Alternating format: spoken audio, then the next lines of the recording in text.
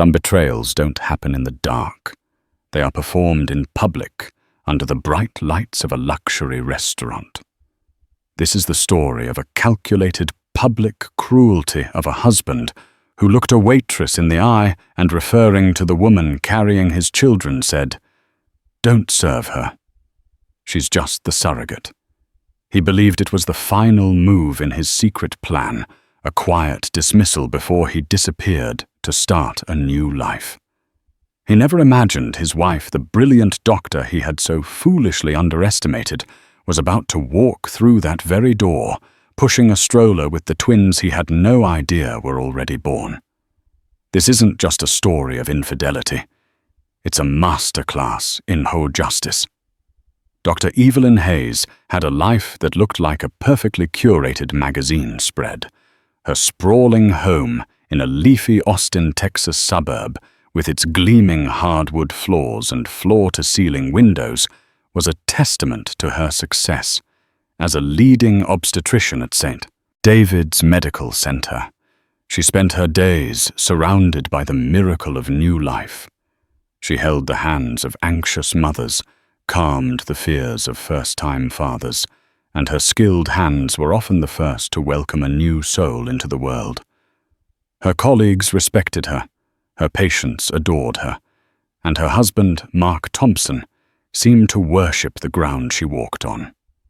Mark was the other half of their golden couple image, a charismatic financial advisor with a portfolio of high-net-worth clients. He was handsome, attentive, and unfailingly supportive of Evelyn's demanding career. He'd be the one to have a gourmet dinner waiting when she came home late after a difficult delivery, a glass of her favorite Cabernet Sauvignon, already poured. He managed their finances with what she believed was meticulous care, assuring her their future was as bright and secure as their present. But beneath the polished surface of their life, a quiet, persistent ache throbbed. The one thing Evelyn's medical expertise and Mark's unwavering support couldn't grant them was a child of their own. Their journey had begun with optimism, a natural extension of their love. But a year turned into 2, then 5. The casual attempts gave way to the cold, sterile world of fertility clinics. Evelyn, the accomplished doctor, became just another patient, subjected to the same invasive tests, the same hormonal roller coasters, the same crushing disappointments she witnessed in her own practice. They went through 3 rounds of IVF, each one a universe of hope that collapsed into a black hole of grief. The final diagnosis was a gut-punch unexplained infertility, a cruel medical shrug. It was Evelyn who finally tearfully uttered the word surrogacy. Mark was hesitant at first, or so he seemed. "Are you sure, Ev?" "It's a lot. Another person involved in something so intimate. Mark, I need this," she had whispered one night, her voice raw after another friend's baby announcement. "I need to be a mother. I see it every single day. I feel it in my bones. If this is the only way..." He held her, then stroking her hair. "Okay, honey. If this is what you need, then it's what we'll do. We're a team. We'll build our family no matter what it takes." The agency they chose was reputable, expensive, and thorough. It led them to Sarah Jenkins. Sarah was 28, a single mother to a bright 7-year-old boy named Leo. She worked as a teaching assistant, and her profile radiated a warmth and stability that instantly appealed to Evelyn. In their first video call, Sarah was nervous but direct. "I want to be clear about why I'm doing this," Sarah said, her hands clasped on the table in her small, tidy apartment. "My mum has early-onset Alzheimer's. The care facility that can give her what she needs is... well, it's beyond my means. This compensation would change her life." And she added a genuine smile touching her lips. I love being pregnant. It was the happiest time of my life. The thought of being able to give that gift to someone who wants it so badly. It feels right. Evelyn's heart swelled with gratitude. She saw not a transaction but a partnership. Mark handled the financial and legal arrangements with his characteristic efficiency, setting up a trust for the payments and ensuring the contracts were ironclad. He called it the project, a term that made Evelyn flinch slightly, but she chalked it up to his business-oriented mind. The embryo transfer was successful on the first attempt. And then at the 6-week scan came the news that left them all breathless twins. Evelyn sobbed with joy, clutching Mark's hand so tightly her knuckles were white. 2 heartbeats, 2 tiny flickering lights on the screen. It was more than she had ever dared to dream. Mark was ecstatic, scooping her up in a hug and laughing. 2 for the price of 1. Ev. We hit the jackpot. It was a clumsy joke, but Evelyn, blinded by happiness, let it slide. They were going to be a family. A big, noisy, wonderful family. The first few months of the pregnancy were a blissful blur. Evelyn insisted on being Sarah's primary point of contact, texting her daily, asking about her symptoms, and sending care packages filled with comfortable maternity wear, prenatal vitamins, and organic snacks. She attended every doctor's appointment, her eyes welling up each time she saw her babies growing on the ultrasound monitor. She was the doctor, but in those moments, she was just the mother. Mark was supportive, but in a more detached way. He'd ask for the status report after each appointment. When Sarah experienced morning sickness, he sent a text. "Hope you're managing. Remember to stay hydrated for the babies." It was practical, not personal. Evelyn told herself it was just his way of coping with the lack of control. The fact that this monumental event was happening in someone else's body. As Sarah's belly swelled, so did Mark's controlling nature. The suggestions became directives. He sent Sarah a detailed list of approved foods, citing articles on fetal development. He questioned a weekend trip she planned to take to see her family, asking if the long car ride was advisable. "He's just anxious," Evelyn would tell her sister Jessica over the phone. "He wants everything to be perfect." Jessica, ever the pragmatist, was less convinced. Anxious or controlling, Ev. There's a fine line. He talks about Sarah like she's a high-end incubator. He's leased. Jess. That's not fair. Evelyn defended him, a knot tightening in her stomach. He's just processing this differently. He's all about protecting his investment. They're not an investment, Evelyn. They're your children. And Sarah is a human being, not a piece of equipment. Evelyn ended the call feeling defensive, but Jessica's words lingered. She started noticing things. The way Mark's jaw would clench when Sarah mentioned feeling tired. The time he'd referred to the nursery they were building as my legacy wing. Small things, tiny cracks in the perfect facade. But they were there. The baby shower was Evelyn's domain. She hosted it in their beautiful backyard, a sea of pastel balloons and delicate white roses. Sarah was the guest of honor, looking radiant in a blue maxi dress Evelyn had bought for her. Evelyn showered her with gifts, not just for the babies, but for her, a spa gift certificate, a cozy robe, a subscription box for new mothers. For when you need to recover and reclaim your own body, Evelyn whispered to her, squeezing her hand. Sarah's eyes filled with tears. Thank you, Evelyn. You've been incredible. Mark mingled with the guests, accepting congratulations with a proud smile. He presented Sarah with a gift himself, a brand new top-of-the-line tablet. So you can keep us updated in real time, he announced to the room. And I've preloaded it with educational apps and classical music for the babies to listen to."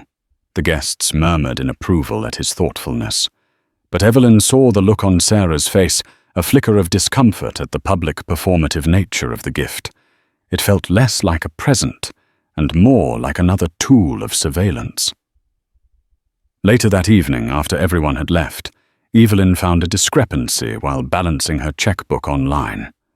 A charge for $800 at a high-end jewelry store, Rossi Fine Jewels. She didn't recognize it. "Mark," she called out. Her brow furrowed. "Did you buy some jewelry recently?" "There's a charge here from a place called Rossi's." He walked in, unbuttoning his shirt. He didn't miss a beat. "Oh, right. That was a client gift. Robert Henderson for his wife. Landed the Henderson tech account. It's huge. Had to send something impressive." It made sense. It was logical. Evelyn clicked the laptop shut, the unease dissipating. He was a good man. He was a thoughtful husband. She was just being paranoid, letting Jessica's cynicism get to her. She was 34 weeks pregnant, in a sense. Her babies were safe. Her husband loved her. Their perfect life was just on the horizon. She chose to ignore the cracks, unaware that the entire foundation was about to crumble. The final weeks of the surrogacy were a crescendo of anxiety and anticipation. The nursery was complete, 2 pristine white cribs standing side by side, a mobile of fluffy sheep dangling above them. Evelyn spent her evenings in there, folding tiny onesies. Her heart, a tangled mess of hope and a fear so profound it was almost paralyzing. What if something went wrong? What if she couldn't bond with them? Mark's behavior grew more erratic. The late nights at the office became more frequent. He'd come home smelling faintly of a perfume that wasn't Evelyn's, a scent he'd quickly cover by heading straight for the shower. When she asked, he'd blame it on a client dinner or a networking event. You know how it is, Ev. People hug, they get close. It's the business world. He became obsessed with the birth plan. He drafted a multi-page document detailing everything from the route to the hospital to who was allowed in the delivery room. He designated himself as the primary decision-maker, with Evelyn as the secondary. "Mark, this is insane," Evelyn said, scanning the document. "I'm an obstetrician. I think I know how a delivery works. And Sarah has a say in this too. It's her body. It's my baby's," he retorted, his voice sharp. "I'm not leaving anything to chance. Sarah's job is to deliver the product safely. My job is to manage the process." The word product struck Evelyn like a physical blow. "They are not a product, Mark. They are our children." "It's semantics, Evelyn." "Don't get emotional," he said, dismissively, turning back to his laptop. The conversation was over. It was Sarah who first felt the chill of Mark's true nature. He started calling her multiple times a day, his tone no longer friendly but demanding. One afternoon he called while she was at the park with her son Leo. "Where are you?" "I can hear wind," he demanded. "I'm at the park with my son Mark.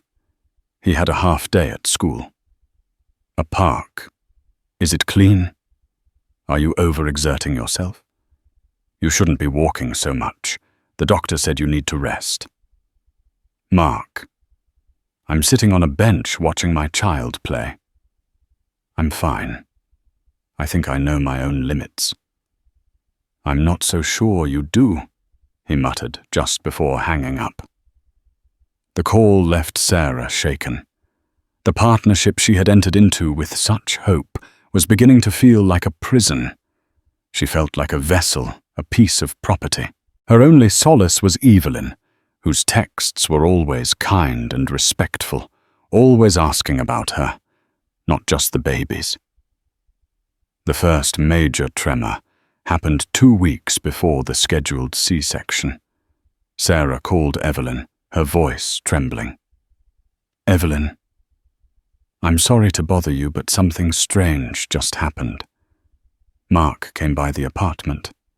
Evelyn's blood ran cold. He came by. Why, he was supposed to be in a meeting downtown. He said he needed me to sign some updated legal forms from the lawyer. But they were weird. It was an addendum, something about postnatal contact. It basically said I would have no contact with you or the babies after the birth, and any attempt to initiate contact would be a breach of contract with severe financial penalties. What Evelyn was stunned. We never discussed that. Our agreement allows for photos and yearly updates. I promised you that. I know, Sarah said, her voice small. I told him that, and he got angry.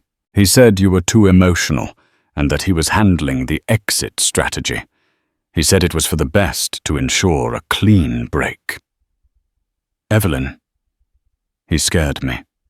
He kept staring at my stomach and talking about his son. His son, Evelyn repeated confused. You mean his children? No. He kept saying my son. He asked if the boy was still positioned on the left side. It was so specific, so odd. I refused to sign it, and he stormed out. Evelyn hung up the phone, her hands shaking. His son? The baby boy was indeed on the left. The girl was on the right. Why would he fixate on the boy? And an exit strategy. It sounded like a corporate takeover, not the birth of a family. The lie about the meeting downtown was a glaring red flag she could no longer ignore. That night, when Mark was in the shower, Evelyn did something she had never done before. She went into his office and opened his laptop. It was password protected, but she knew the password, or thought she did. Evelyn and Mark forever. Access denied. She tried their anniversary. Denied. She tried the baby's due date. Denied. Her heart pounded in her chest. On a whim, driven by a sickening suspicion, she typed in a name from the past, a name Mark hadn't mentioned in years. Isabella 1. Access granted. The screen opened to his email. The world tilted on its axis. Isabella. Isabella Rossi. Mark's college girlfriend, the fiery, ambitious artist he'd dated before her. The one he'd always described with a wistful laugh as the one that got away. The emails were a year's worth of a hidden life. Passionate exchanges, plans for secret meetings, complaints about his cold, career-obsessed wife. But it was the more recent messages that made Evelyn feel like she was going to be sick. From Isabella. Is the plan still on, my love? I've found the most perfect little house in Santa Fe. I can just picture you and me and our little boy starting over. From Mark. The plan is firmly in motion. The asset is almost mature. Just a few more weeks of dealing with the carrier and my wife's incessant emotional drama. The doctor thinks she has everything under control, but she has no idea what's coming. I've already moved a significant portion of our liquid assets to an offshore account she can't touch.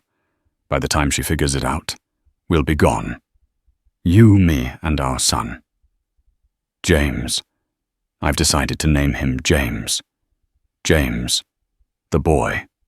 The asset. The carrier. Evelyn stumbled back from the desk, her hand flying to her mouth to stifle a sob. It wasn't just an affair. It was a conspiracy. He wasn't just cheating on her. He was planning to steal her money, steal her son and disappear. He was going to leave her with her daughter and a shattered life, likely framing it as a tragic loss, one twin not making it. The jewelry store, Rossi Fine Jewels, it hadn't been a client gift. It had been for Isabella Rossi. The pieces clicked into place with horrifying clarity. His obsession with the boy, the legal form to silence Sarah, his control over the finances. Her world wasn't just cracking. It had been built on a foundation of lies that was now dissolving into sand. For a moment she couldn't breathe. The air in the opulent house felt thick and suffocating. The nursery down the hall seemed like a cruel joke. She wanted to scream, to smash everything, to confront him as he walked out of the shower. But then the doctor in her took over. The cool, methodical mind that assessed a crisis and formulated a plan. Screaming would get her nowhere. He would lie, gaslight her, and accelerate his plan. He had called her emotional predictable. She would be the opposite. She would be clinical. She would be strategic. He had started this war, but she, Dr. Evelyn Hayes, was going to finish it. She wiped her tears, her grief solidifying into a cold, hard diamond of fury. She took out her phone and made 2 calls. The first was to her sister Jessica. "Jess," she said, her voice devoid of emotion. "I need your help. Bring a bag. We have to go to the hospital. And I need you to find me the best divorce lawyer in Texas." The second call was to Sarah. "Sarah, it's Evelyn. I need you to listen to me very carefully. Pack a bag for yourself and Leo. I'm sending a car for you in 30 minutes. You're coming to the hospital. Your C-section is happening tonight." The game had changed. Mark thought he was the puppet master, but he had underestimated the 2 women he was trying to destroy, and he had no idea that the curtain was about to rise on the final act, not in a hospital room, but in a place so public his ruin would be absolute. The 2 days that followed were a masterclass in deception, orchestrated by a woman, fueled by adrenaline and righteous fury. At St. David's, Evelyn was in her element. She leveraged every ounce of her professional authority. She called in her most trusted colleague, Dr. Miller, and explained a redacted version of the truth. "There's a severe and credible threat to the children's safety from their father. I need to move up the delivery, and I need it done quietly." No one questioned Dr. Hayes. Sarah was admitted under a different name, placed in a private wing, with restricted access. Jessica stayed with her, a loyal sentinel, while Evelyn put the rest of her plan in motion. The C-section was smooth and flawless. At 11:42 p.m., a beautiful, healthy baby girl, Amelia, was born. 2 minutes later, her brother James arrived, his cry lusty and strong. Evelyn held them both, tears streaming down her face. But these were not the tears of pure joy she had imagined. They were tears of fierce, primal protection. She looked at these 2 perfect beings, her daughter and her son, and the cold diamond of her fury hardened. He would not have them. He would not break them apart. While Sarah recovered, Evelyn and Jessica became the baby's guardians. They fed them, changed them, and held them close in a secure room in the neonatal unit. Evelyn, using her own resources, hired a private security guard to station outside the wing. Meanwhile, she played the part of the anxious, expectant mother to Mark. He called her, his voice a mask of concern. "Any news from the carrier?" he'd ask. "No, everything's quiet." Evelyn would reply, her voice steady as she looked at her sleeping son. "Just waiting. I'm getting so nervous." "Don't worry, honey. I'm handling it." Just a few more days, he'd soothe the condescension dripping from his words. He had no idea the babies were already born. He had no idea Sarah was safely tucked away, having already signed an affidavit with a lawyer Jessica had found detailing Mark's coercion and his disturbing fixation on the male twin.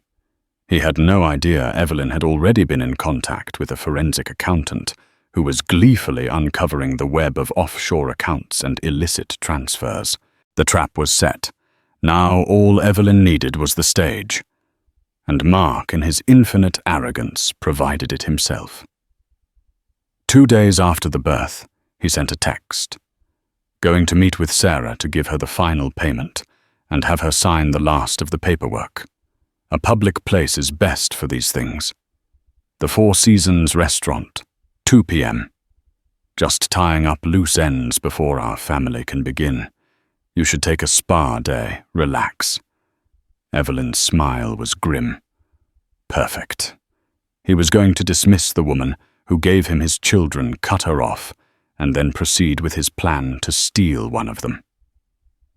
The public setting was meant to intimidate Sarah to perform his power one last time. He didn't know it was going to be the stage for his own downfall. Evelyn got ready with meticulous care. She chose a steel-grey power suit, her hair pulled back in a severe, elegant chignon. She looked less like a new mother and more like a CEO about to execute a hostile takeover. Jessica was with her, her eyes wide with a mixture of fear and awe. "Are you sure you can do this?" Evelyn looked at her sister in the mirror, her own eyes like chips of ice. "He built this life on a lie.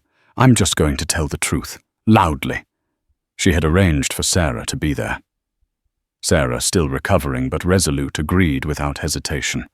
She deserved to see this through.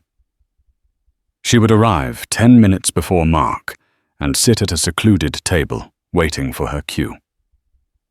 At 1:50 p.m., Evelyn and Jessica walked out of St. David's Medical Center. Evelyn was not empty-handed.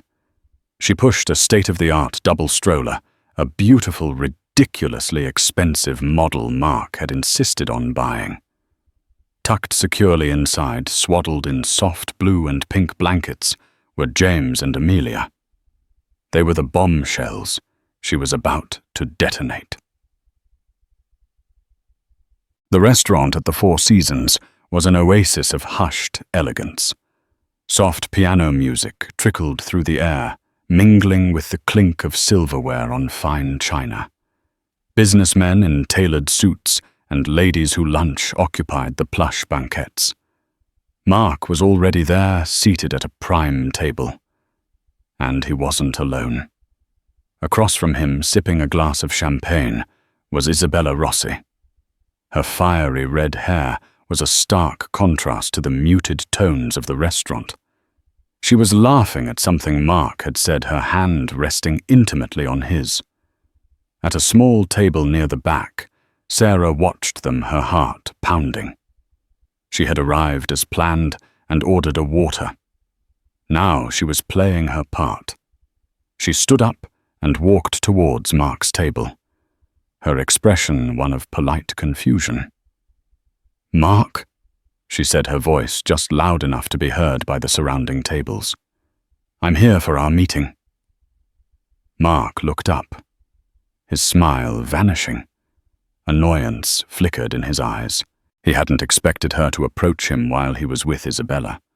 He stood up, a gesture meant to be dismissive, to block her from the table. "Sarah, I'll be with you in a moment." "Go wait by the bar," he said in a low, sharp tone. Sarah stood her ground. "The hostess said you were at this table." "I just thought—" Isabella looked from Mark to Sarah, her perfectly arched eyebrows raising in question. "Mark, darling." "Who is this Mark?" Let out an exasperated sigh, his face a mask of patronizing charm for Isabella's benefit. He gestured vaguely at Sarah. "It's nobody. She's just the surrogate." He then turned to the approaching waitress, a young woman named Chloe, with a name tag pinned to her crisp white shirt. Mark didn't even look at her. He waved a dismissive hand toward Sarah. "Don't serve her," he said, his voice carrying an unmistakable air of command and contempt. "She's just the surrogate. She won't be needing anything." The words hung in the air, thick and poisonous. The waitress froze, her eyes wide with shock. The couple at the next table stopped their conversation. Sarah felt the blood drain from her face. The public humiliation, the sheer cruelty of being rendered invisible, of being reduced to a function after everything she had been through, was staggering. She felt small, worthless, exactly as he intended her to feel. Isabella looked at Sarah's still recovering postpartum body, then back at Mark, a slow, dawning comprehension on her face. The surrogate Mark. What is this? But Mark never got to answer, because at that exact moment, the grand entrance of the restaurant opened, and in walked Dr. Evelyn Hayes. She was a vision of cold, righteous power. Her heels clicked with purpose on the marble floor. She wasn't crying. She wasn't hysterical. Her face was a placid mask of control. Pushed before her was the double stroller, a symbol of a reality Mark had no idea existed. She was followed closely by her sister Jessica, whose phone was held up discreetly recording everything. Evelyn navigated through the tables, her eyes locked on her husband. A ripple of confusion went through the room. Who was this formidable woman? Mark's head snapped towards the entrance. His jaw dropped. The color drained from his face, replaced by a ghastly, sallow panic. He looked at Evelyn, then at the stroller, then back at Evelyn. His mind, usually so quick, couldn't process the scene. It was impossible. Evelyn reached the table. She didn't look at Sarah, not yet. She didn't look at the waitress. Her gaze was fixed entirely on the two people seated before her. She stopped the stroller right beside Isabella, giving her a perfect view of the two sleeping infants inside. She offered a smile that was all teeth. It was terrifying.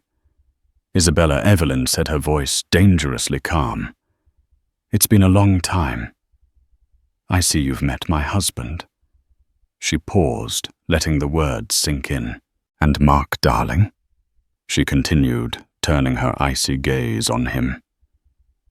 "I see you're busy with your exit strategy." Mark was sputtering, trying to form words to regain control of a situation that was spiraling into a nightmare. "Evelyn? What? How?"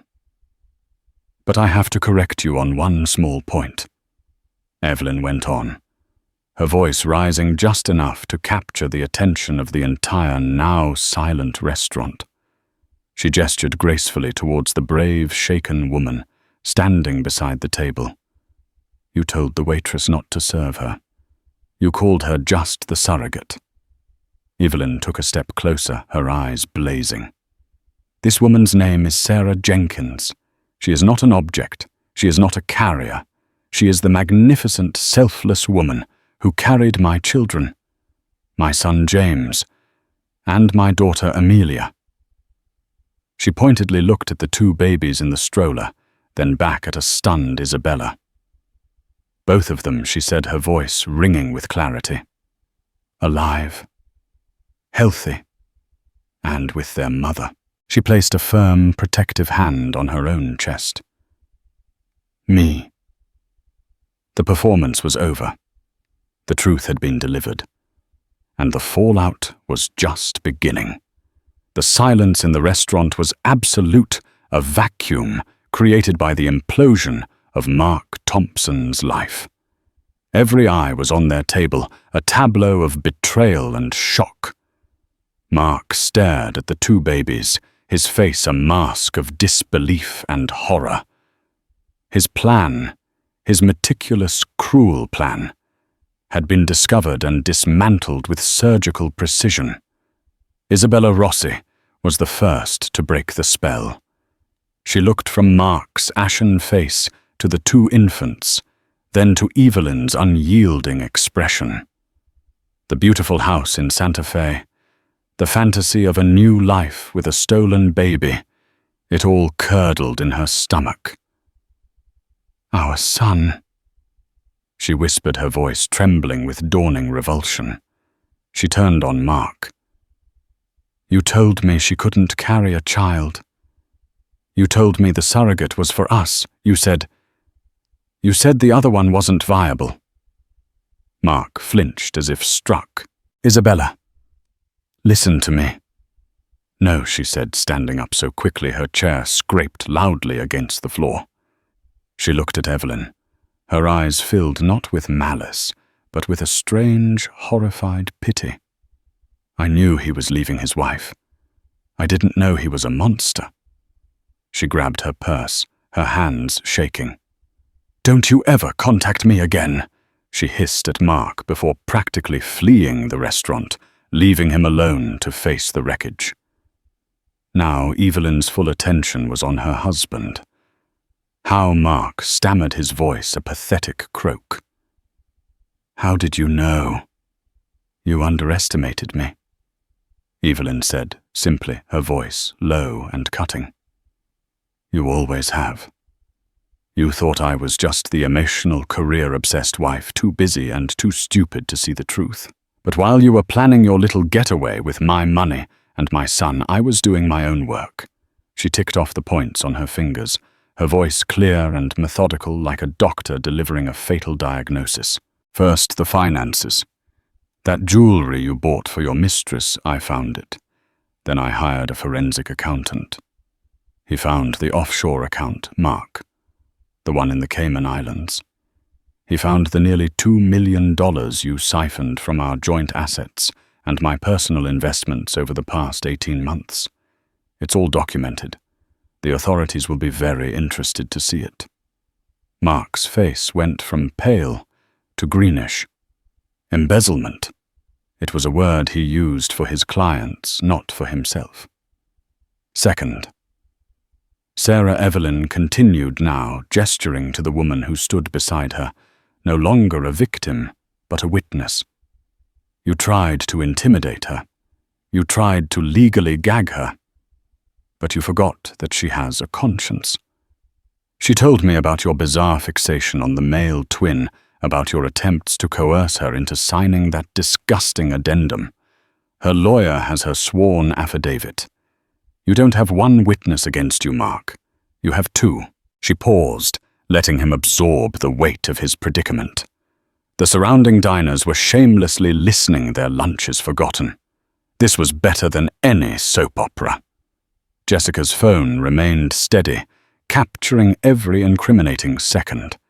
And finally, Evelyn said, her voice dropping to a near whisper, filled with all the pain he had caused her. "You thought you could break me by taking my son. You were going to tell me he died, weren't you? You were going to let me grieve for a child that was alive and well, living with you and that woman. You were going to leave me with my daughter Amelia, and hope I'd be too shattered to ever look deeper." She leaned in closer, her face inches from his.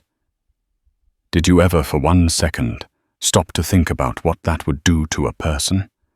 To the mother of your children? Or was I just collateral damage in the grand plan of Mark Thompson?" Mark had no answer. He could only stare, his world collapsing inward. The charm, the confidence, the arrogance, it had all been stripped away, leaving behind the small, pathetic man he truly was. Evelyn straightened up, her composure absolute. She turned to the stunned waitress Chloe, who was still standing nearby holding a water pitcher. Evelyn reached into her purse and pulled out a $100 bill. She pressed it into the young woman's hand. "I'm so sorry you had to witness that," she said kindly. "Please bring this woman," she said, placing a supportive hand on Sarah's arm. "Anything she wants from the menu. And a glass of your finest champagne. She has earned it." Then she turned back to her husband one last time. "The locks on the house have been changed. Your belongings are in trash bags on the curb. A restraining order will be served by the end of the day, ensuring you cannot come within 500 feet of me or my children. Your career, your reputation, that's for you to worry about. My lawyer, Mr. Davies, will be in touch with yours, if you even have one left after this." With that, she gave a slight nod to her sister.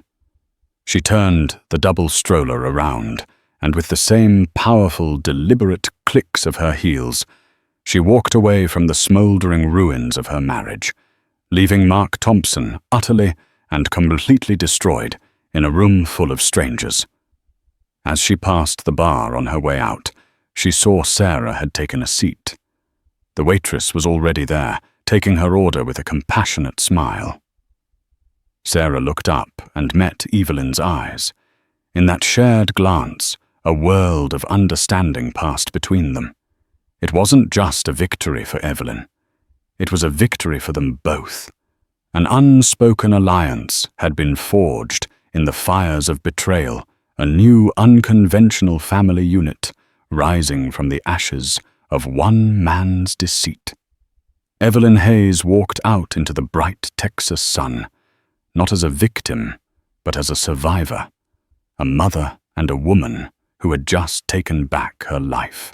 The aftermath of the spectacular implosion at the Four Seasons was not a whirlwind of chaotic emotion for Evelyn, but a period of methodical, chillingly calm demolition. The video Jessica had taken a silent, damning testament to Mark's public cruelty, and his panicked, sputtering confession was the legal equivalent of a nuclear weapon. Evelyn never had to face Mark again. Her lawyer, a formidable silver-haired man named Arthur Davies, handled everything. Davies convened a single meeting with Mark and his hastily assembled legal team. It was held in a sterile, wood-paneled conference room that felt like a funeral parlor. Evelyn was not present. She was at home, rocking her children. Davies, however, channeled her newfound steel. He didn't begin with pleasantries. He simply placed a tablet in the center of the vast mahogany table and pressed play. The video, silent and stark, played out. Mark's dismissive wave, the cruel words to the waitress, Isabella's horror, and Evelyn's grand, terrible entrance. They watched Mark's face crumble on screen, a real-time disintegration of a man who had lost control of his own narrative. When the video ended, Davies let the silence hang in the air for a full minute before speaking. That he said his voice quiet but carrying immense weight is the court of public opinion. It is also Exhibit A. He then slid a thick binder across the table. This is Exhibit B, a full forensic accounting report detailing the systematic embezzlement of $1.87 million from my client's personal and joint accounts into an offshore entity in the Cayman Islands, an entity, I might add, that lists Mr. Thompson as the sole beneficiary. He produced another binder. And this is Exhibit C, the sworn affidavit from Miss Sarah Jenkins detailing Mr. Thompson's campaign of coercion, his specific and disturbing fixation on the male infant, and his fraudulent attempt to alter a legal contract post facto to eliminate my client's contact with the gestational carrier. Mark's lawyers, who had likely taken the case assuming it was a standard messy divorce, looked at their client with open disdain.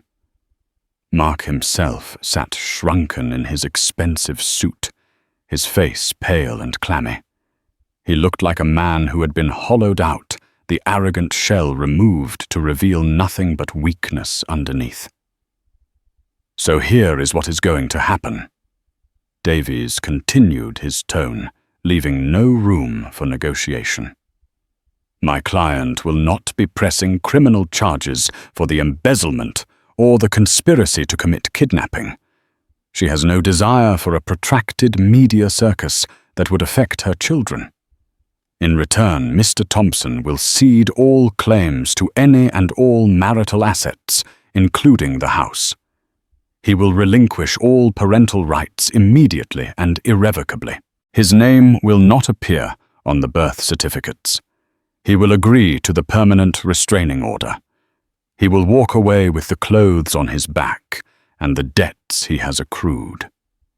If any single point of this is contested, all 3 exhibits go directly to the district attorney's office and the Texas Medical Board. Are we in agreement? There was no argument. The fight was over before it began. Mark signed the papers with a trembling hand, his signature once a bold and confident scrawl, now a barely legible tremor. He walked out of that conference room, a non-entity erased from the life he had tried to viciously orchestrate. The whispers around Austin were immediate and brutal. The story in its juiciest, most dramatic form leaked from the restaurant staff and patrons. Mark Thompson wasn't just a cheat, he was a villain of operatic proportions. His clients abandoned him in droves. His firm fired him citing a morals clause in his contract. He was socially and professionally radioactive.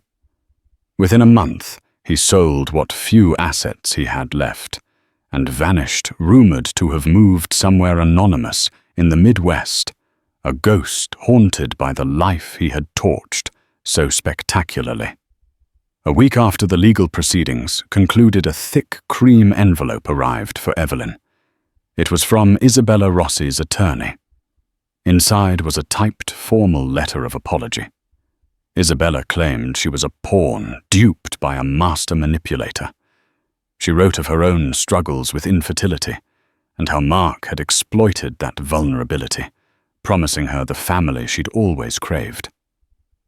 While my actions in participating in an affair were inexcusable, the letter read, "I hope you can believe that I was unaware of the truly monstrous nature of his plans for you and your children. I wish you and your beautiful family peace and healing." Evelyn read the letter twice. She felt no anger, no satisfaction, not even pity. She felt nothing at all. Isabella Rossi was a character from a different lifetime, a ghost from a story that was no longer hers. She folded the letter, slid it back into the envelope, and dropped it into the recycling bin without a second thought. That chapter was closed. Her focus was on the new life blooming within the walls of her home. The house, once so silent and pristine, was now a chaotic symphony of coos cries and the scent of baby powder. It was exhausting, overwhelming, and more wonderful than she had ever imagined. And at the center of this new world, an unexpected anchor had formed Sarah Jenkins. Evelyn had insisted Sarah take a full month to do nothing but recover all expenses paid. But after that month, she invited Sarah and Leo over for lunch. The atmosphere was thick with unspoken questions. They were no longer client and surrogate. What were they now? They sat in the sunny living room, the twins sleeping soundly in a bassinet nearby. Evelyn finally broke the silence. "Sarah, I've spent weeks trying to find the right words, and I've come to the conclusion that there are none. Thank you is too small. What you did for me, what you endured because of Mark. It's a debt I can never truly repay." Sarah, ever practical, shook her head. "Evelyn, you don't owe me anything. We both got out of a nightmare. And you've already given me the thing I wanted most, the security for my mom." "That was just the start," Evelyn said, leaning forward. "That was justice. This is about something else. This is about respect. Sarah, I have never met a person with more integrity or strength than you. What Mark did, trying to reduce you to a function, to an object, it was the most profound insult I have ever witnessed.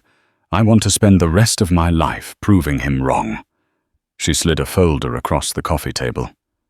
"I told you I set up a trust for your mother's care. It's done.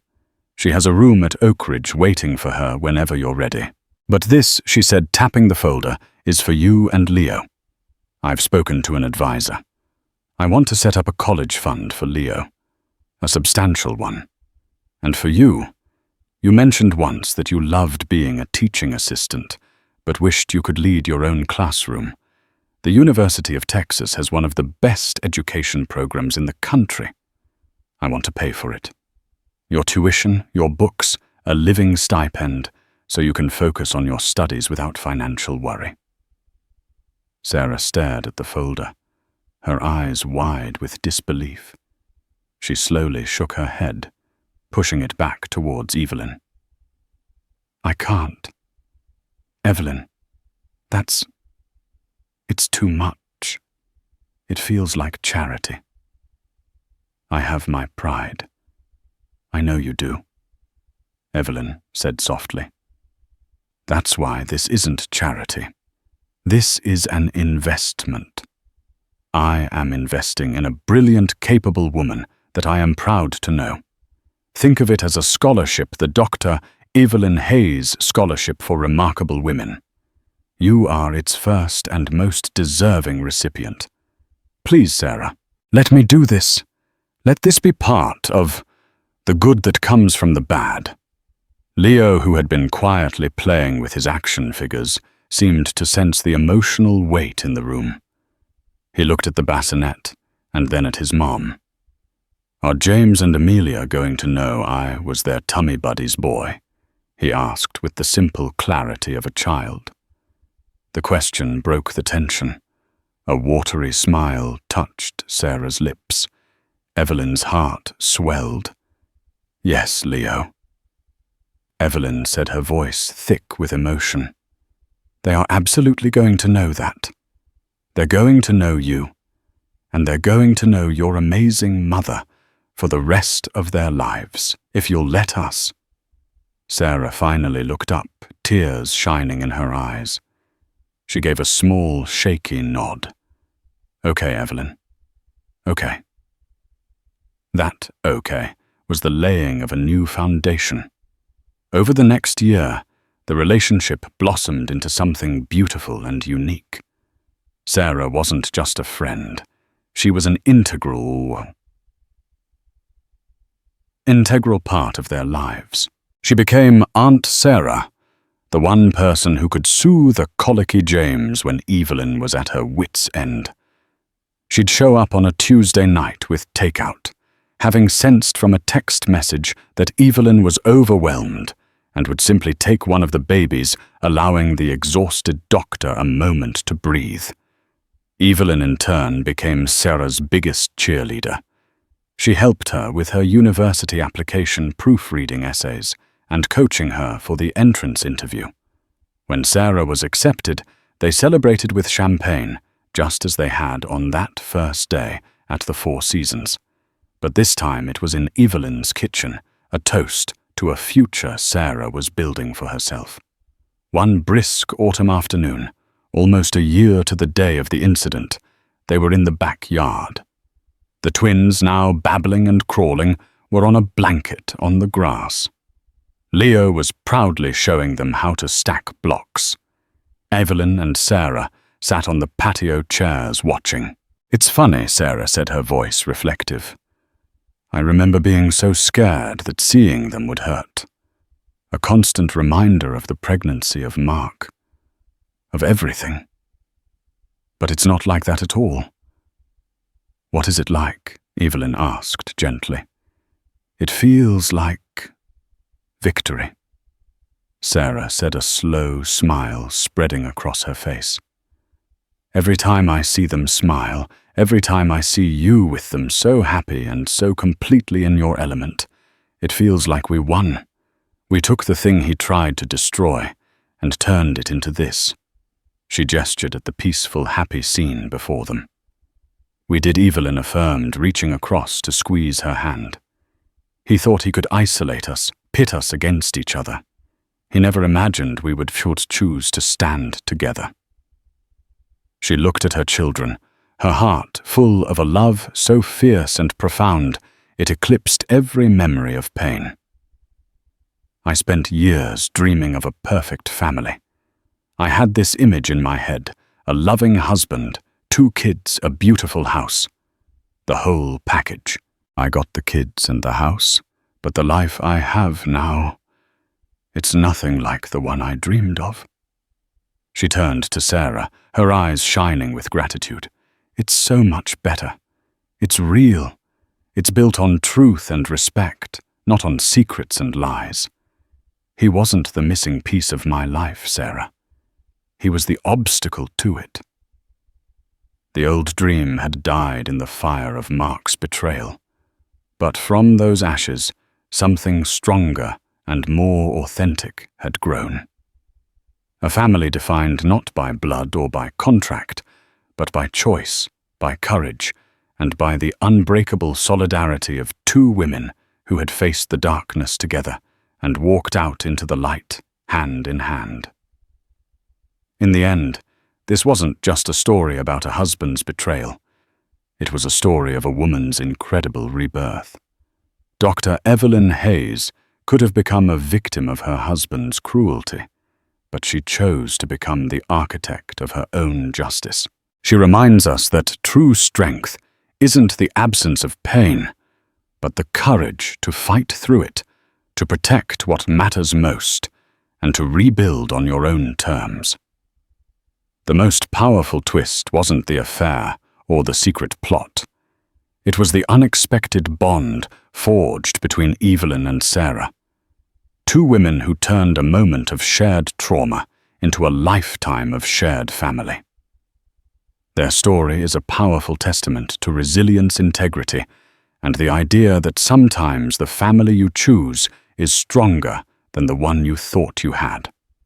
If Evelyn's story of strength and survival moved you, please give this video a like and share it with someone who needs to hear a message of hope. And don't forget to subscribe to our channel for more true stories that matter. What would you have done in Evelyn's shoes? Let us know in the comments below.